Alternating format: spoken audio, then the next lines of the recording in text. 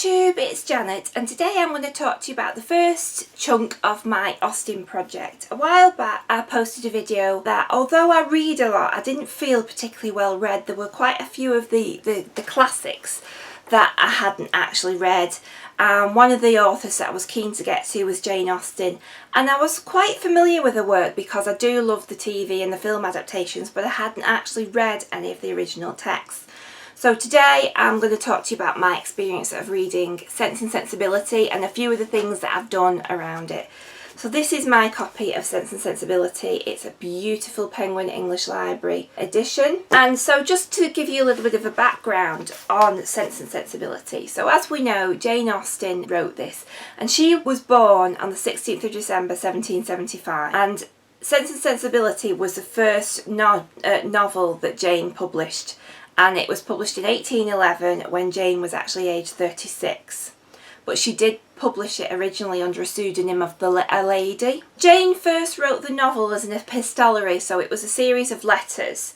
And she actually started it when she was aged 19, and it was titled Eleanor and Marianne at that point. And then she later changed it to a narrative structure and changed the title to Sense and Sensibility, and that's what we know today. So the story is set between the years of 1792 and 1797, and it's the story of the Dashwood sisters, in particular Eleanor and Marianne. The sense element of it is basically, it means good judgment and prudence, and that focuses on Eleanor's character. And sensibility is the sensitivity and emotional sort of state of life, and that is Marianne. And what happens in the story is Eleanor and Marianne's father died, but he has a son from a previous marriage. So in those days the male heir inherits, so he inherits Norland Park where they live. Now on his deathbed, Marianne and Eleanor's father makes him promise to take care of his second wife and his daughters. But he is married to a rather unscrupulous wife who eventually talks him round to saying about, well, looking after them doesn't necessarily mean keeping them here with us. It could just mean giving them a little bit of money, and she persuades him to just give them a little bit of money.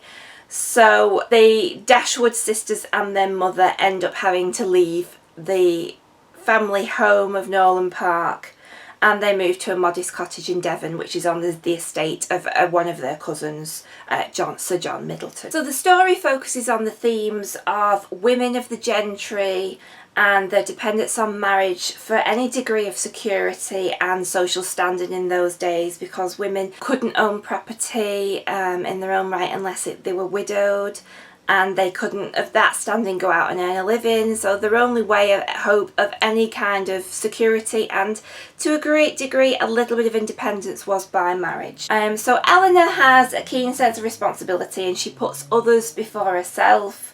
And also that includes her love for Edward Ferrars, who she loves from afar. Starts to find out as the story unravels that maybe Edward doesn't necessarily feel the same way about her, but she is very private and dignified about that. Whereas Marianne is very expressive, she's passionate, she's impulsive. All her trials and tribulations are central to the story. Everybody revolves around Marianne's emotional state and what is going on with her. Everybody sort of is sucked into the vortex of her emotional state. And there are highs and lows for Marianne, and you know, the highs are high and the lows are low. The love of Marianne is probably quite a misguided one. She goes into it quite full on, quite impulsive, and I don't want to give too much of the story away, but it doesn't end well, and so there are lots of twists and turns in the plot, and there's lots of the manners of the society of the time that dictate the way people can behave and how they react to one another. It all works out well in the end, and I thoroughly enjoyed it. It was an absolutely brilliant read. It always is the case where the book is better than the film, and it was no exception in Sense and Sensibility. Absolutely loved it. Really, really enjoyed it. I have to say that I definitely preferred Eleanor to Marianne. There were points where Marianne really got on my nerves and I wanted to slap her. She was just a bit too self-indulgent for my liking. The ending it's quite a neat ending. It seems a little bit rushed, the ending. Everything seems to be, oh well, we'll just do all this at the end, and it's all sort of neatly dovetailed and quite quickly wrapped up and tidied. Although I do like a nice happy ending, it did just feel a little bit too convenient. But I have to say that aside, I really enjoyed it. I also followed that on with the I don't know if you know, there's an Austen project going on at the moment where modern day authors are being commissioned to write a modern day version of the Jane Austen novels. So the one for Sensibility was written by Joanna Trollope. This was only okay. I think Joanna Trollope did quite well with what she had to deal with, because a lot of the issues that come up about relationships and women in Sense and Sensibility no longer exist in our society, so I think she had a pretty good stab at it. I might have enjoyed it a little bit more if it wasn't sort of in my mind that this was Sense and Sensibility, because obviously the original was so much better and you could see what she was trying to do as she was weaving the story. So it was an okay read. It was a decent attempt at some difficult things that she had to translate to modern day, so it was okay. What I also did as well was I went back and rewatched the film version of Sense and Sensibility with Emma Thompson,